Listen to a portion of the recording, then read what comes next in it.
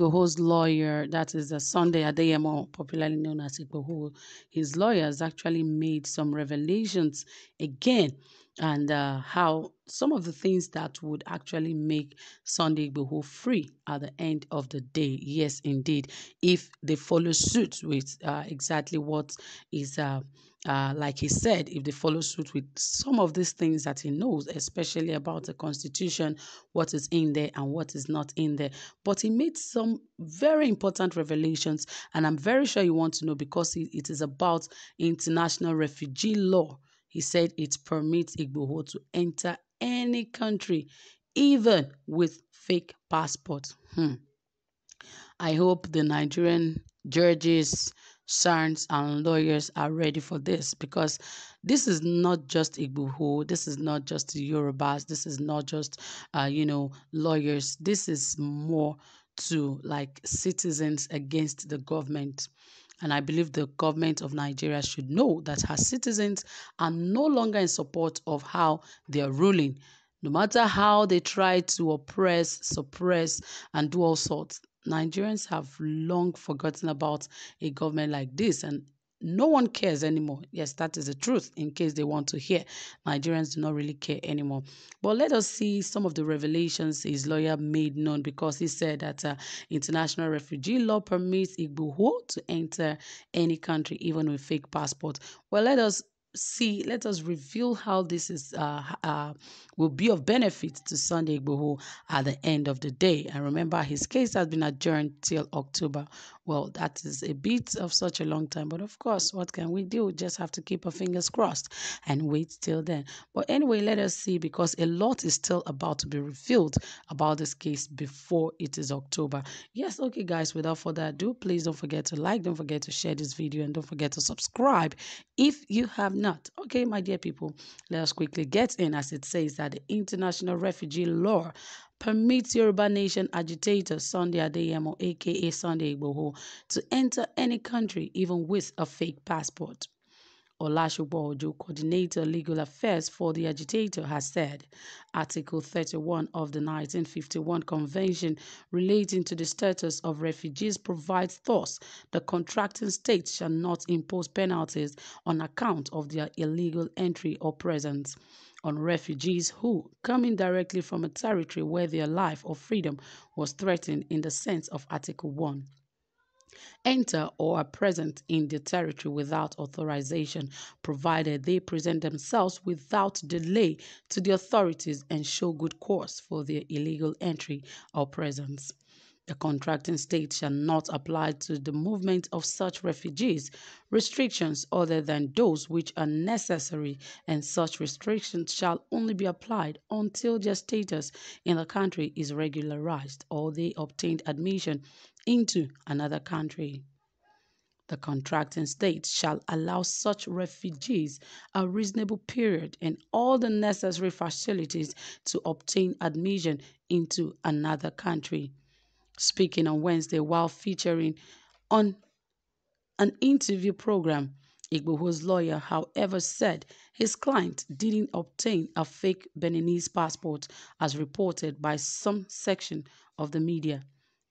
Ojo said Igboho's wife was under threat by the State Security Service. Hence, the activist felt the need to run for his life. According to the lawyer, Igboho, having fled Nigeria, photocopies of his German residential permit and his Nigerian passport were enough for him to travel under international law. So, he didn't obtain any fake passport, he said. Anybody fleeing for his life is protected under international law, and the fact that he has even applied for asylum makes him untouchable, the lawyer stressed. Igboho, an arrowhead of the secessionist agitation for Yoruba Nation, has been in detention since July 19, 2021, when he was arrested around 8 p.m. by Interpol at the Cardigan Airport in Cotonou, Benin Republic. The secret police in Nigeria had raided his Ibadan residence some 3 weeks before he was arrested in Cotonou.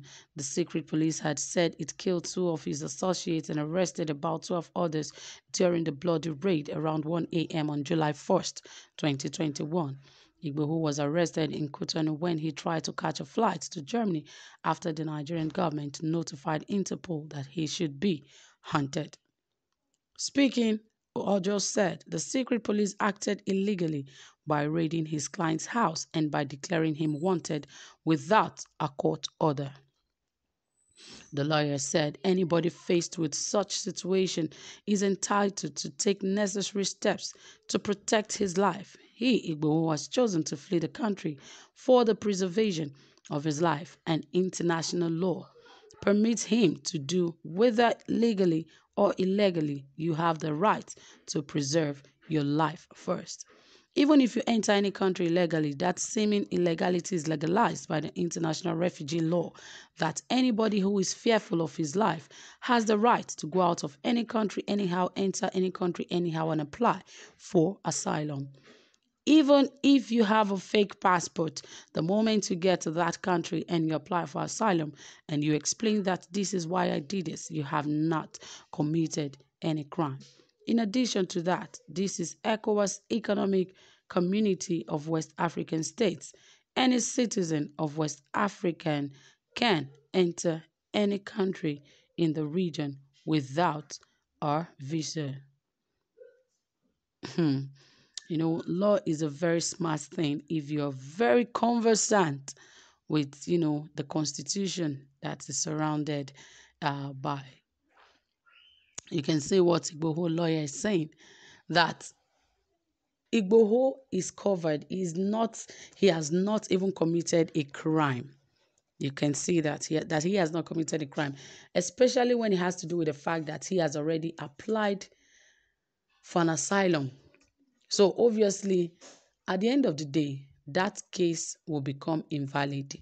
The only challenge is, like we said earlier, it shouldn't become political, where they will have to now give Igboho to the Nigerian community to handle the remaining case.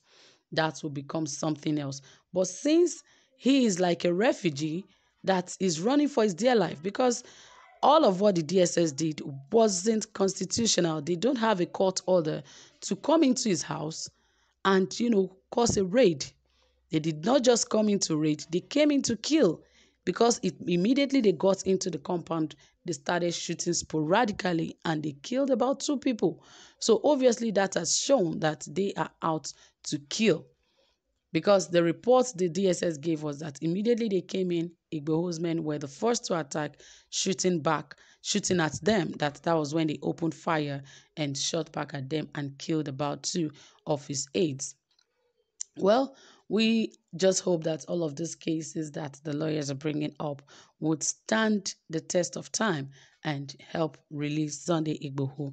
Well, we're still hoping and praying. Well, all the same, guys, don't forget to drop your comment. Tell us what you think about all of this. And don't forget to give this video a thumbs up. Do have a pleasant time.